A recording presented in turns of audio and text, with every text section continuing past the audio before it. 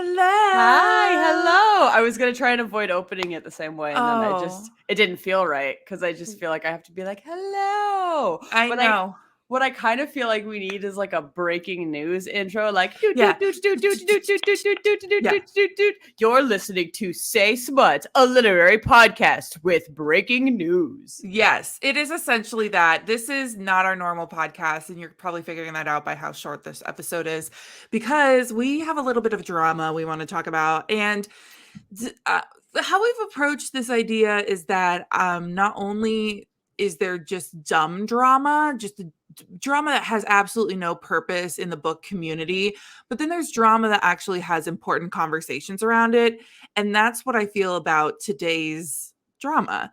And so I'm going to explain this drama that it has been happening on Booktok the last 48 hours ish, 3 days ish, and is kind of like everybody has an opinion on it. But Yes, and before we get started, if you thought I didn't know the subject before our normal episodes, boy howdy, do I not know what we're about to talk about right now.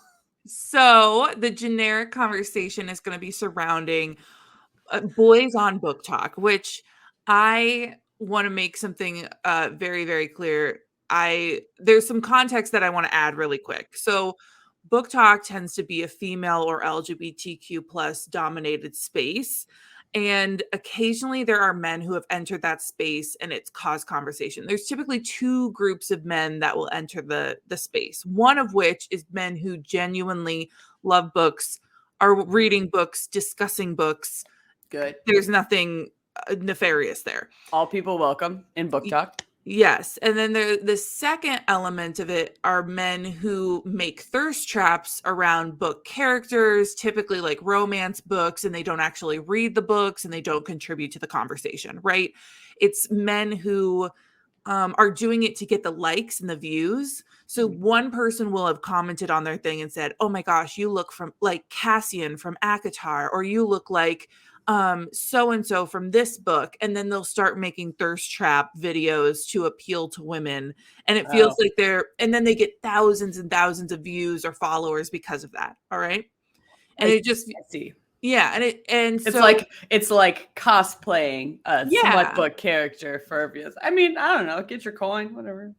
Yeah, I mean, to a degree, it's not like cosplaying is a whole nother thing. These Sure, men, it's not the same. I get what and you mean. and also these men will like hold up a popular book talk book and be like, "Oh my gosh, these girls are like so not innocent that are reading," and then like they don't actually know anything about that book, right? Like it's very putting on a front to it's not like, "Hey, I'm entering this community I don't know anything about. Let me do the necessary adjustments." So, and then there's also a third party element to it, which is a few weeks ago, there was some discussion around even sports team entering the chat, which is like hockey romances are really, really hot at the moment. And so Hockey is hot. Hockey is fucking hot. Hockey's I'm hot. sorry. Hey, this is not our breaking news, but Las Vegas just won the Stanley Cup, and good for them. Hey, good for them. Hot stuff all around. We're just trying to get a hockey boyfriend. And so then there was a couple NHL teams that were making content on TikTok about like book talk books that are about hockey romances and stuff. So then there was some discussion there. Anyway, before we dive into this drama, I want to note now that our main guy, Zach, who we're discussing, I don't condone any hate towards this person. I know there's been a lot of flack this guy's been receiving. And I want this to be more about the big picture discussion, because what happens is we have this discussion about every 3 to 6 months, and it's not necessarily about the person. It's more about the overarching subject. Okay. Yeah, I guess a general ground rule that we'll just set is that in no circumstances do we ever condone being a dick to people. Yeah. Don't be a dick unless they're racist, homophobic, etc. That's fine. That's fine. So here's our story. A man named Zach started his Book Talk account a few days ago and explained that he had recently got into reading for the summer, or like restarted his love for reading, and had no one to talk about it with. So then he started this account. and he presented a few popular books that ranged a wide variety of genres, not just romance, but he was trying a lot of different books, and he talked about why he liked them, why he didn't like them. But then he also called out two books that are very, very big right now on Booktok, which is Haunting Adeline, which is a dark romance, and Twisted Games, which is a contemporary romance. Both very, very spicy, so both smutty. And it should also be noted that this guy is, at least to me, he's attractive. He's a conventionally attractive man. And like he wasn't posting any thirst traps or like suggestive content. He's literally just sitting in front of there talking about books. Okay. So then he proceeded to go from a couple hundred followers to like 30,000 followers, like overnight. And so I went down a rabbit hole of responses. And I want to make this clear that, again, I'm looking big picture. I'm not looking at this one instance. I don't think this guy has done anything nefarious either. I think he's literally just opening a TikTok to talk about TikTok. But obviously there's a lot of people who are like, hey, we aren't here to do to gatekeep Booktok. We're here to just enjoy Booktok. We're not here to gatekeep books or reading. We need to be welcoming to everybody in the community. However, there is a very strong element of people who are saying, here comes another conventionally attractive man into Booktok, gaining thousands of followers overnight, doing the bare minimum.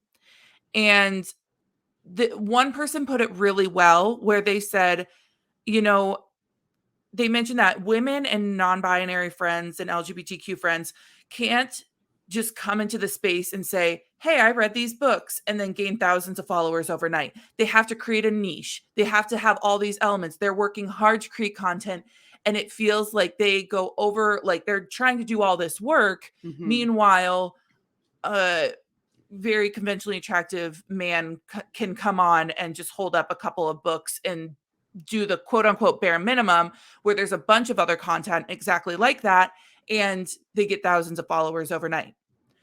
So then, I mean, if for those who don't know, Hope and I worked in social media. This is true. And so we know quite a bit about like the back ends and algorithms and all of that. And we also know as a factor that algorithms are biased. Correct. This is not a new concept. And so the fact that BIPOC creators or queer creators have to work extra hard to get their content noticed, and super common across almost all platforms that are popular currently. So I think like the main conversation people are having are, where are the bars for these creators, right? I want to make it very clear again, I'm not necessarily talking about Zach, I'm just talking about overall.